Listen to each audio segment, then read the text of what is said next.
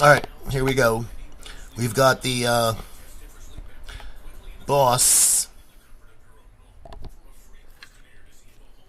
This is the Boss TU-12 chromatic tuner. It's actually an analog tuner. It's got an analog meter in it with digital signal processing. And the battery clip broke on me here, as you can see right there. The clip broke.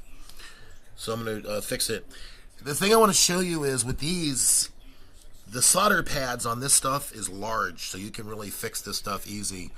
Much easier than the zoom camera, which is made in China, which is impossible to fix.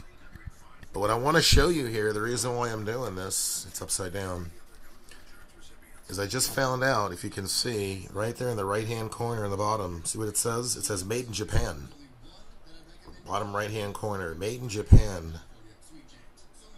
Right there. And that means this thing's a collector's item.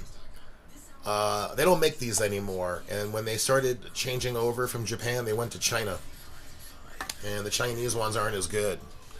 This is from the early 90s. I bought this, so it's Japanese, and I'm gonna fix that solder joint right there. I'm gonna change that clip.